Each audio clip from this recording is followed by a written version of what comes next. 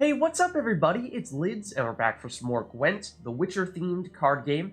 And today what we're going to do is we are going to check out the new expansion, namely the Power Shift Seasonal Event, and that is a multiplayer game in which we will have an extra twist, that being that at the start of the match, each unit will have its power set to its provision cost, rather than its usual starting power. So, what exactly does that mean? Let's go to the deck builder to take a closer look. So we'll look at a deck that I attempted to create with that theme in mind, and so if we look closely at the Dandelion card here, we see that it has this number here in the top left corner, which is usually a unit's power, which is what determines how much power it has when you play it in a given round, and whoever has the most power in a round wins that round, win 2 out of 3 rounds, and you win the game. However, this season, it sounds like the provision cost, which is this number here in the bottom right corner, is actually what will determine the power of the card instead.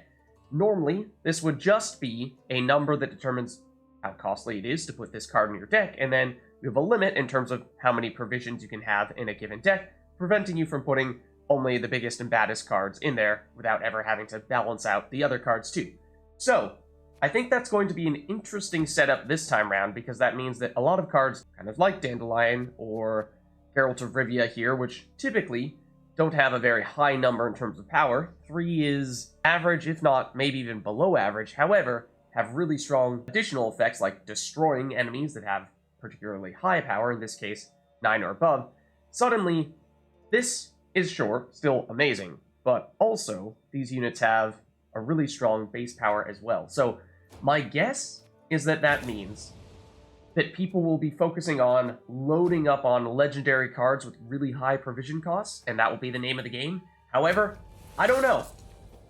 So let's try it out here, and we'll see if that is correct. So I'm playing as Skellige here, because another thing is that at the beginning of the league, we are asked to pick a side, and although I am tempted to explore a little bit more with some other factions that I'm not as used to playing as, I do think that Skellige is, at least to start off, one that I'm pretty comfortable with. So, probably a good place for us to get things going quickly. So, I deliberately focused on some legendary and epic cards here, but also some low-level cards that have relatively low strength compared to their provision cost. I'm going to deliberately swap that out, though, with that in mind, because I think that Legendary is still going to be the name of the game. So, I'm curious to see if others have similar ideas with how they've built their deck. So let's start with Dandelion. As I was saying before, he is, I suspect, going to be amazing. Yes, because he has 12 base power, as we anticipated. Now what he does is he allows us to play an additional card here on our turn and draw a card. So what we can do is we can also play this, which allows us to play the highest card from our deck, which in this occasion will be Sucris.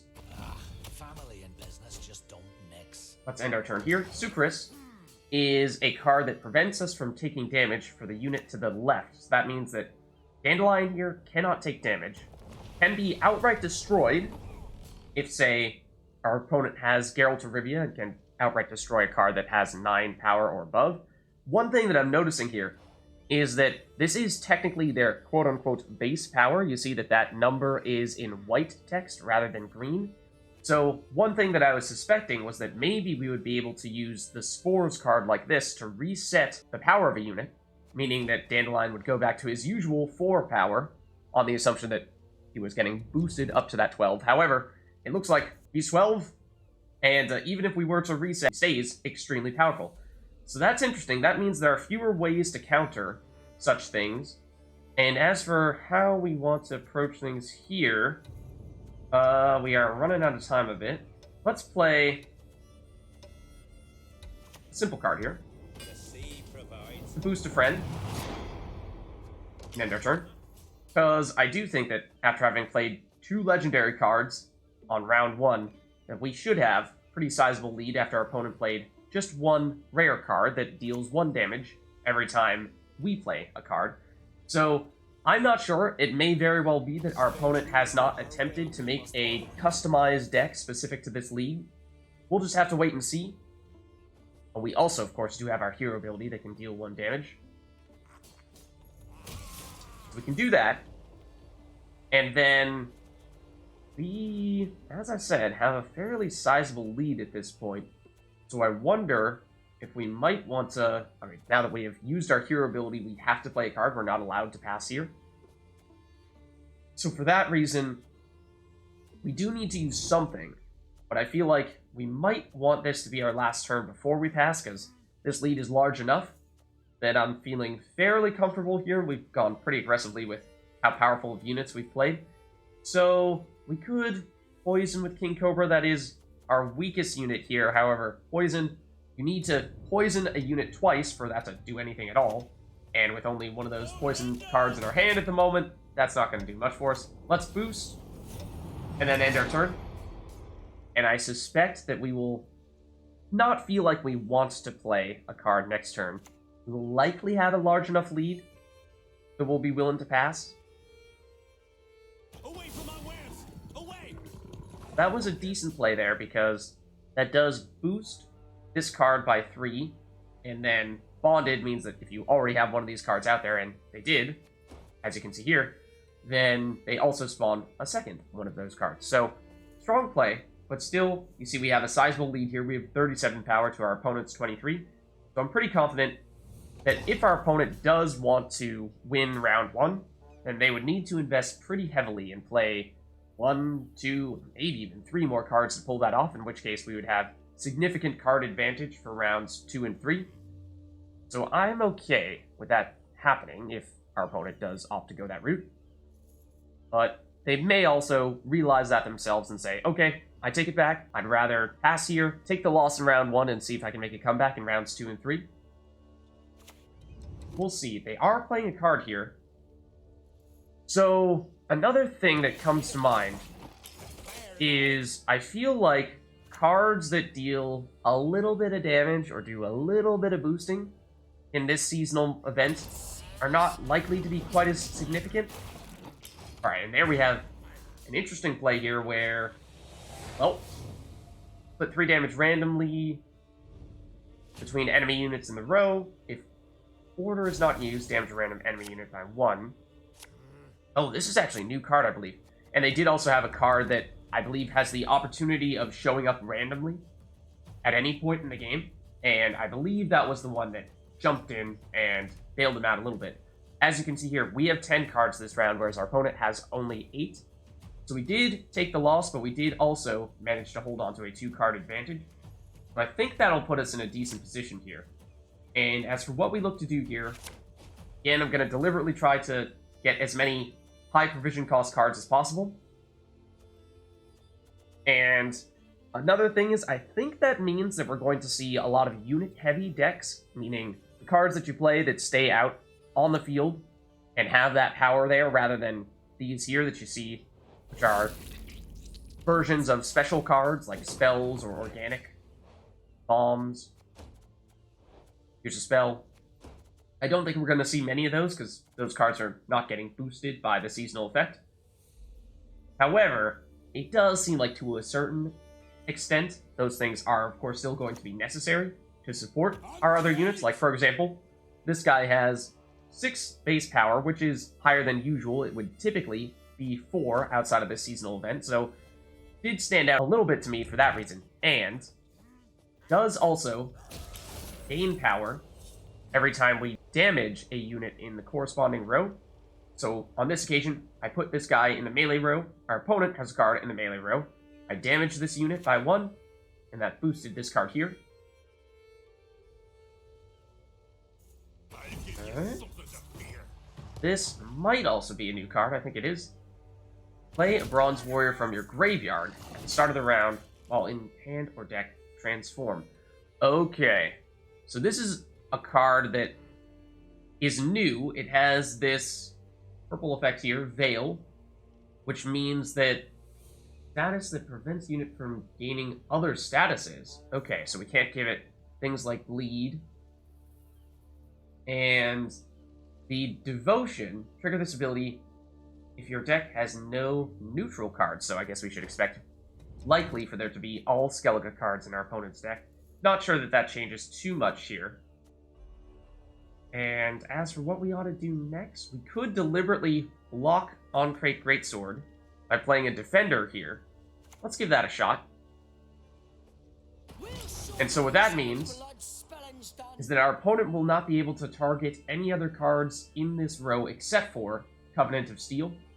Basically, this card has a target on its back, and what that does is that prevents them from deliberately trying to get rid of on-crate greatsword, which is useful because this is someone who we would like to try to focus on boosting a little bit more. And this is another card that I think initially had 7 base strength, and now, because it has a 9 provision cost, got a little bit higher with this seasonal event. You think me defenseless? Think again. Yeah, I'm not recognizing a lot of the cards that our opponent is playing here. I have not yet myself opened up any new packs this league because there were many new cards that came out.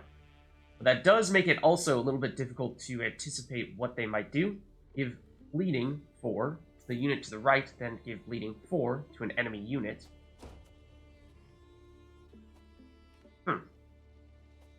So, I didn't see them do that.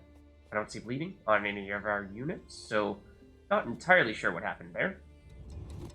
And we could, on this occasion, I think what we might want to do is damage an adjacent unit by an enemy unit's power. We do this, and we can take that guy out. And we'll also use our hero ability to deal a little bit of damage against this character here, which will boost up on-crate greatsword again. And it'll pass, meaning that we will have a 1 strength advantage here. Let's just make sure they don't have any tricks up their sleeve. I don't think they have anything that's going to magically trigger if we pass here, so we should be able to hold on to this 1 power lead here and pass for round 2 victory. And we do still have a 2-card advantage, which is what we were hoping we would get by taking out that early lead in round 1 and passing early. Let's see what we get here. And we drew a card that allows us to play any Skellige card from our graveyard. I do like that, because I think we have already played some strong cards. And let's continue to re-roll some of our weaker cards here. Unfortunately, like I said, I anticipated that Spores was going to be really relevant, because I thought that we would be able to reset cards to what their power value would normally be, rather than their provision cost. However, as we saw, that is not actually the case, so unfortunately that means that these 4 cards in our hand, they might be dead weight. However, I do see that we have Sienna. We've been holding on to this card for a while. It is a legendary, so it has a high provision cost and now a high power, when previously that wouldn't have been the case. Repeat the deployability of the next unit you play this turn. That means that when we want to, we could make Geralt of Yrden or Geralt of Rivia have their deployability trigger twice, and that is extremely powerful. So I like that idea. Now, we could have potentially waited a little bit before doing that. I don't necessarily think that we needed to play this card first. The reason for that being that it is, of course, above 9 power, and therefore, if our opponent does have Geralt of Rivia, then they could outright destroy it here. However, well, I was going to say, then we could potentially bring it back, but it is not a Skellige unit, so we can't bring it back with this card. It is technically a neutral unit. So once it's gone, it's gone. And this is not really a scenario in which we want to use Geralt of Rivia, because there are no 9 power cards over on the other side. And ideally, we would wait until there are 2 of them, so that we could trigger it once, and then trigger it again, using Sienna. So, on this occasion, I think what we'll do is we may deliberately play another on-crate greatsword in the melee row. And it'll be a little while until we can start dealing damage and boosting this guy, because this unit did have 1 armor. We used our hero ability there to get rid of that armor, but no damage directly to it. However, the reason why I did that was, well, we want to deal damage as soon as we can, so we used our hero ability there, and next time we get that to come back from cooldown, and we will finally be able to deal some damage with it. Also, we do have Lacerate, which deals damage to every enemy in a given row, Children, elders. so that could still be useful. And our opponent played On Crate Raiders, which is another card that I'm not familiar with. Veteran. At the start of the second and third round, increase base power of this unit by 1. Okay, so the longer you hold on to this card, the more powerful it becomes. So normally it would have been a 5 because it has a 5 provision cost. However, now it's a 7. Okay. Interesting. And that actually also does not count as a boost. So unfortunately, a card like Spores doesn't do us any good there. That is, yes, difficult to work with, because a lot of our cards in this case are not going to be terribly effective. We could put out King Cobra, which is another card that is not going to be terribly effective, because it has that poison effect, like I was saying earlier. You need 2 poisons in order to get rid of somebody, and we don't have another King Cobra. We have one in our deck here somewhere, but we need both of them for it to be of any use to us. So what we would really like would actually be for our opponent to play a card that has 9 power or above, I'll not let you. so that we can use Sienna's ability to double up on Geralt of Rivia's destroy a unit with 9 or more power. Our opponent is not doing that right now, so that's making it a little bit difficult, and Sienna is not looking great right now in terms of how much life she has. Now, we do actually have Spores, which could reset the power of a unit and bring her all the way back up to 12? Okay, hold on. Maybe Spores defensively makes some sense? Let's give that a shot. Yes, it does work. Okay, good to know. Now we can damage a unit here in melee row and boost up Uncrate Greatsword. And we could trigger Sienna's ability there, but we're going to wait. Now she's looking a lot stronger, now that she's not hanging on by a thread with 2 power. Because, of course, if she does drop down to 0, then she's outright destroyed. So let's see how our opponent reacts to that. Because, admittedly, I surprised myself with that one. I did not think that that might be a use for that card, but I suppose it could be. Originally, I was thinking it would be a way to limit the power of our opponent's cards rather than healing ourselves, but I guess maybe that's a better way to use it. Okay, unfortunately these guys are 8 power, so close to being cards that we could take out with Geralt, but not quite. And so, did summon another card with this, both with 8 strength. That is still quite high. And we see our opponent is loading up in the range row because they know that they don't want to play multiple cards in the melee row, otherwise it gets easier for us to deal damage and boost on Crate Greatsword. So, as for what route we take here, it might be time for us to resurrect one of our fallen allies here, and I'm thinking maybe Sucrus is our strongest card that we have here. Remember, Dandelion is a neutral card, so we can't bring him back, whereas Sucrus is a skeleton card, so we can bring him back. Or Covenant of Steel is also tempting, but I'm gonna go with Sucrus. And again, gonna hold off on Sienna's ability. Don't need that just yet, I don't think. That does give us a narrow lead thus far. We do still have, well, a 1-card advantage at the moment because we have played 1 more card than our opponent this round. Okay, this is a card that I am familiar with. Basically, if you remove its armor, then it gets stronger. And, however, if you leave it alone, that's generally, I find, the way to go. So, however, we're also still waiting on our opponent to play a card with 9 power or higher. They have not yet done that. And I'm getting the sense, based on the theme here, of them loading up in the range row and not playing anything ever since they played their Uncrate Longship in the melee row. They're unlikely to play anything else there. That probably means that, unfortunately, Lacerate, we have the option of playing it here, in which case it's only dealing 2 damage to the 1 enemy there. And that would be our reason for boosting Uncrate Greatsword. But we could otherwise play it here in the range row, and it would remove that armor and boost Armored Drakkar, but otherwise deal more damage. I think that is probably still the way to go. And then we'll deal damage with our hero ability. And that'll be the way that we boost Uncrate Greatsword a little bit. So let's see how our opponent reacts to that.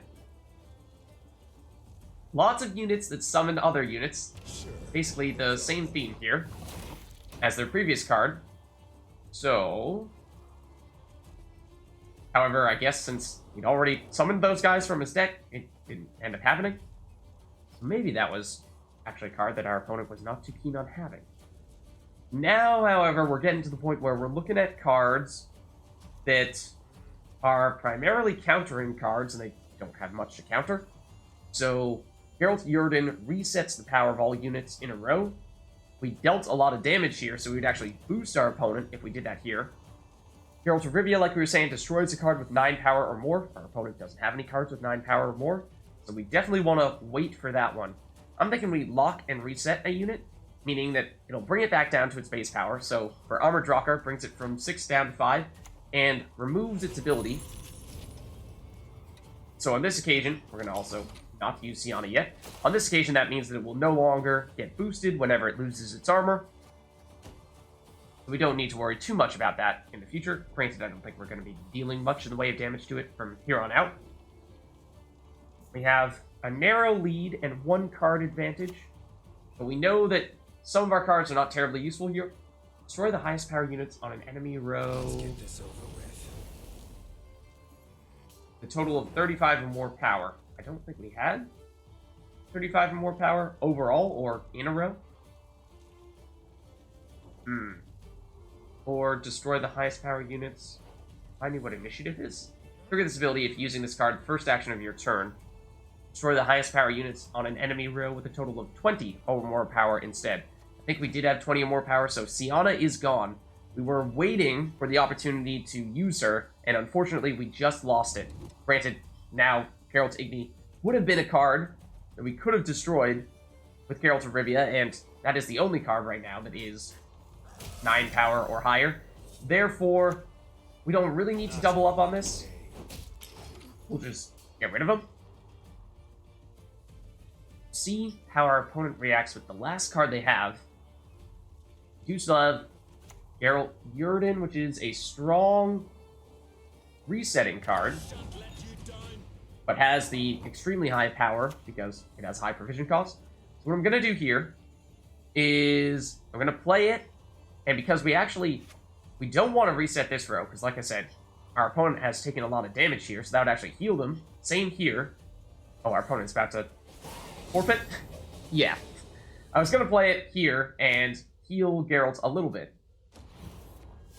But either way, the 11 base power alone was going to be enough for us to take the cake there. So, a victory there.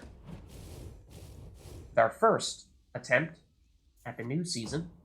Let's give this another shot, though, and see what we can find ourselves getting into the second go-round.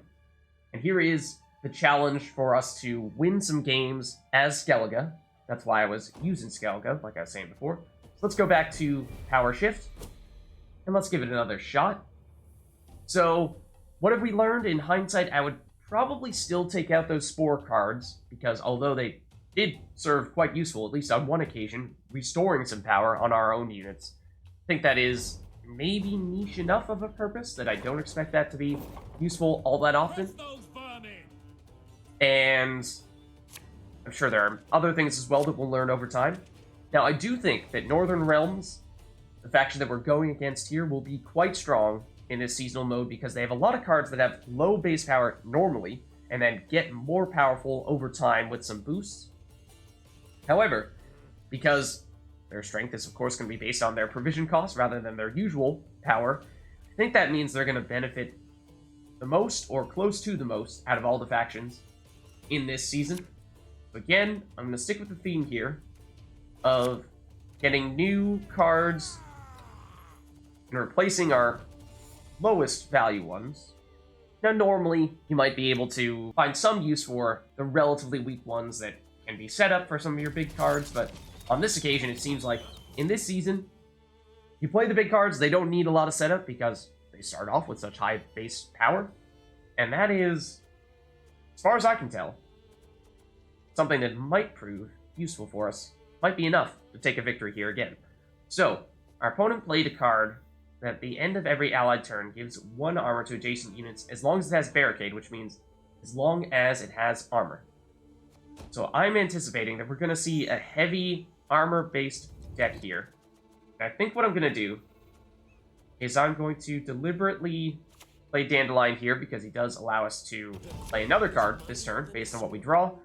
And unfortunately, Uncrate Greatsword is not going to be terribly effective. Lacerate's not going to be terribly effective because they're based on dealing damage, and we're not going to be dealing much damage if we're focusing primarily on enemies that have armor on them.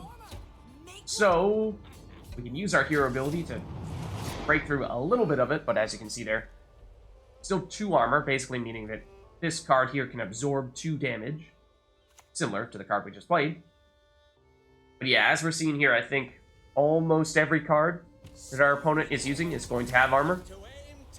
And at the end of every turn, they will gain more armor still. So that's going to be difficult. And these cards also can deal 1 damage. And they can use that every turn if they have armor at the end of the turn. And so that's going to be hard to take that away unless we damage 1 adjacent enemy unit by unit's power. So we say damage this guy by 7, which would be just enough to take it out. This is one of the sources of armor that our opponent may have been taken for granted. So I'm thinking that sounds rather tempting right now. Let's give that a shot. So we take you out. Do they have cards that start off with armor? Or were they hoping and relying on that other card to provide it? And as we see here, these cards benefit directly from having armor. This one does not. Left, right, left, right. Of course, had some other way of providing him with 1 armor, because normally he would not start with any.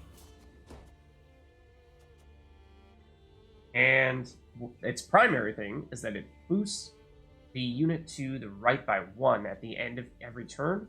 So this is a great example of the quintessential Northern Realms card. Is it starts off relatively weak, however, the longer the round goes, the more powerful it becomes, or the more powerful it makes other cards. So that does make things tricky. It means that theoretically we want to act fast here, which I think means that we want to play our highest unit, which is Sienna. We should try to make a habit of remembering what our highest units are, because we do have that card, that spell that allows us to play our highest unit card from our deck. And so it looks like Dandelion and Sienna are both 12. So depending on which ones we have or have not seen, we should expect the other one. And then the Geralts, I think, are 11. They show up as 3 here. That's interesting. So like, here's an example of normally Geralt would have 3 base power, as you can see, but it would actually be 10 in this season, given how that's his provision cost. Oh, this is a very good card. Mad Kian. Damage an enemy unit by the amount that Mad Kian is boosted. So basically, what happens, our opponent does any and everything they can to boost this guy, which Marion Drummer is more than capable of doing. And then once they feel like they've boosted him enough, they use his ability and he deals a crazy amount of damage. So what I think we might want to do here is, I mean, we could potentially say that we don't think that we are feeling all that confident anymore. Our opponent does have a bit of a lead here. But I think what we do is we play Sucrus, Brother-in-law or not, you're done for. and we're gonna wait on Sienna again. Nothing that we're really expecting to have useful here. Well, because we didn't play any units with deployability this round. But I really like this combo, and I actually have not used this combo before, but Covenant of Steel is a defender, meaning that our opponent has to attack Covenant of Steel, and then Sucrus here is preventing Covenant of Steel from taking any damage. So that, I would think, puts us in a really strong defensive position. Again, our opponent can outright destroy, well, actually would be able to outright destroy Sucrus, if they were able to target him. However, they can't, because they have to target Covenant of Steel. So although Sucrus has 9 power and would normally be able to be destroyed by Geralt, Covenant of Steel does not have 9 power and therefore cannot. So I'm not sure there's any way for our opponent to... Well, there are ways in which to deal damage to a random enemy that could theoretically hit someone here. But short of that, there are not very many options our opponent has here, and this might even be a really strong counter for Mad Kean. Our opponent was probably thinking that they would want to take out Covenant of Steel, but with it not being able to take any damage, that's a strong way for us to make that not happen. And I was just thinking that Spores may suddenly become a very relevant card. Remember that it resets a unit's power, and our opponent is going to be focusing on boosting Mad Kean as much as possible. So if we say reset him, right as our opponent is about to use that ability, then suddenly we might be able to pull the chair out from under him. So that intrigues me. It is, however, largely a matter of anticipating when that's going to happen, which is going to be easier said than done. So I think what we do here is we wait a little bit longer and have our opponent invest even more in doing that. So I'm going to play an On-Crate Greatsword in the range row here and deal a little bit of damage. One of the opponent's opposing cards in that row. Again, nothing for Sienna this turn. And by doing so, that sets us up next turn for playing, I'm thinking, Lacerate in that row, and it's not going to break through the armor here, but it will hit Marion Drummer, Anna Strenger, and Mad Kean, and in doing so, deal 2 damage to each of them, and also boost On-Crate Greatsword for every opponent that gets damage. So, in total, that should add up to quite a bit. And I'm thinking our opponent is still going to wait a little bit longer before using that Mad Kean ability. No, there it is. Okay. Opting to instead go a little bit early with that attack. I'm a little surprised. This is a powerful card as well, though. So yes, when our opponent plays this card, it damages enemy units equal to the total number of boosted units on their side. So they have 1, 2, 3, 4, 5 boosted units. So it was enough to take out On-Crate Greatsword and deal a little bit of damage to Sienna as well. Now, I do still think that, let's just take a numbers check here. We're down by 20. I'm actually a little surprised by that. I guess this row has gotten quite powerful because Anna Strenger can boost to the left and right, and Marion Drummer can boost to the right. So every turn, our opponent is getting quite a bit stronger here. So, is it still worth trying to use Lacerate with an On-Crate Greatsword? That would mean we play On-Crate Greatsword first, then Lacerate, and all the while our opponent is getting stronger. I don't know. It might be time to cut bait here. Let's give it a shot, but I think, technically speaking, this is the quote-unquote wrong move. I'm just curious to see how the numbers pan out here. Ideally, we would have spent the time to look a little more closely and see just how much damage would that be that we're dealing, how much would our opponent heal in the meantime, and how much would we get boosted by dealing that damage. Oh, okay, well, and come to think of it, if our opponent can outright destroy units as we play them by dealing damage with this guy and then with the Redanian archers, then we're probably in trouble here, and definitely should pass. So, like I was anticipating, that previous turn, it was mostly an experiment and was not, quote-unquote, the right play, and so we're definitely going to pass here, because at this point we're just making matters worse. And I did really like that combo of Sucrus and Covenant of Steel. We didn't have much in terms of other units to hide behind them, which would have been ideal. Because remember, that meant that our opponent could not damage anyone else in that row. So, are we feeling confident enough in Spores to feel like we want to keep them in our hand here? With Northern Realms, they do boost a lot. There is that possibility that it could be relevant. But I think that there are other cards here that stand out to me a little bit more as things we might want to change. We have a couple of relatively weak cards, and we have another way to reset and lock a unit. So I think, actually, these are pretty redundant, so let's get rid of one of them. Oh, another low-level card. Yeah. And that's also not what we wanted to see, because again, King Cobra can poison, but we need 2 applications of poison in order for it to do anything at all. So that's not the result we were looking for there. We could potentially lock and reset this unit. The reset wouldn't do anything because it's at its base power. However, if we're really concerned about the barricade effect, then that might be a way to, well, it would be a way to prevent that from triggering for other units. giving them an additional armor. So, is that significant enough that we are terribly concerned about it? Honestly, we might have bigger fish to fry here. I'm not really sure we have much at all in the way of powerful cards to play. I would have said, let's not concern ourselves with that because there are other, more significant things for us to focus on, but honestly, our hand is pretty terrible right now. We have this card that is our strongest at the moment. It gets stronger based on how many damage units we have out there. However, there are no damage units on our opponent's side. That's going to continue to be the case if our opponent applies armor and has shields for these guys, in this case. And it does also, potentially, count our own damage units. However, we don't have any units out there yet. So this card, we don't really have the setup, / our opponent has a good counter to that. This is going to be tough to make this work. Like we said, King Cobra with the poison. We need 2 applications of poison for it to do anything. We don't have a second application, so that's not going to be very useful for us. In that case, we're looking at small amounts of damage or small amounts of boosting. So this is going to be a tough one. I suppose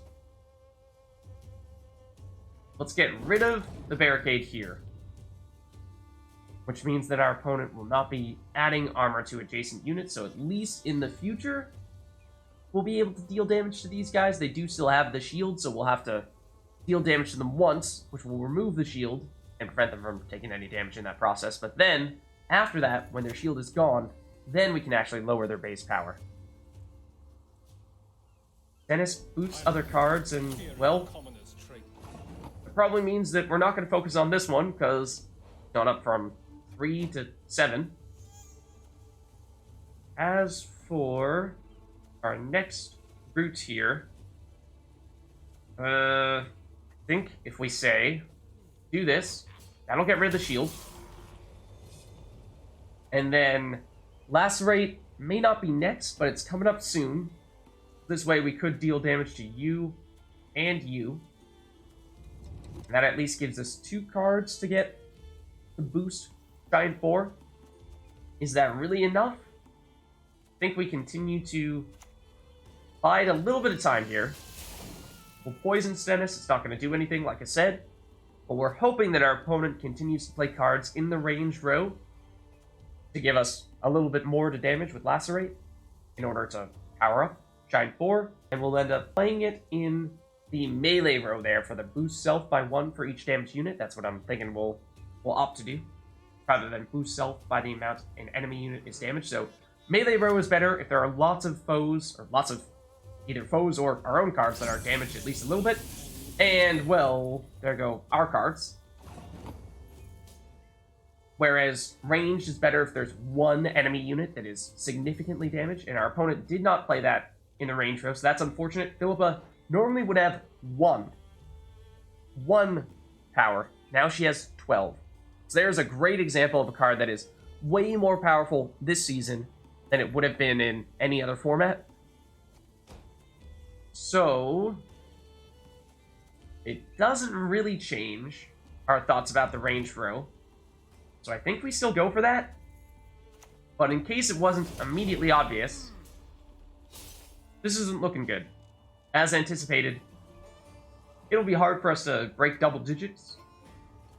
Giant 4 theoretically could get us up to 9 here. And then Uncrate Armorsmith could boost us a little bit further, but our opponent might also have something to say about that. Okay, and this card that our opponent just played damages an enemy unit by 3 when he plays it. Well, we didn't have any units out there at the time. And if he had defeated one of our units with that, then he would repeat that ability and decrease the damage by 1. Again, no one out there to take that damage. So what we can do is we can deal a little bit of damage to one of these people. I suppose let's opt to choose Philippa, although it doesn't really matter. That's 1 more boost Giant 4 here. So could we, tell you what, if we wait 2 turns, we will have our hero ability come back. Oh, except this is gonna boost when we play it, so yeah, we should play Giant Boar here. So melee row gets boosted 3, 1 for each of the damaged units on the field. So it becomes a decent card, but it is basically our only decent card at this stage, and our opponent is about to destroy it using Geralt. So this is not going to be great. I mean, we'll play this card because we can. That's about it. We do that.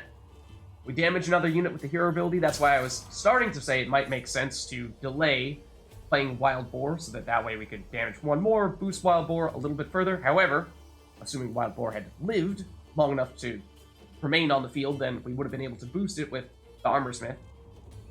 Well, or did not survive, and therefore Armorsmith still did not have anyone to boost, so for that reason it didn't end up being much of a factor. And we'll reset this guy with Spores. But all in all, 49-4. There's an example of, well, at least with Philippa, the card there that went up from 1 to 12 base power, card that has become way more powerful in this season, and a card that therefore we would like to make a point of picking up. So with that, that is a sense as to what the new Season of the Griffin is all about with this Power Shift event. So hope you guys enjoyed it, and if you are interested in Gwent stuff, then let me know, leave a like, leave a comment, and see if we can make some more.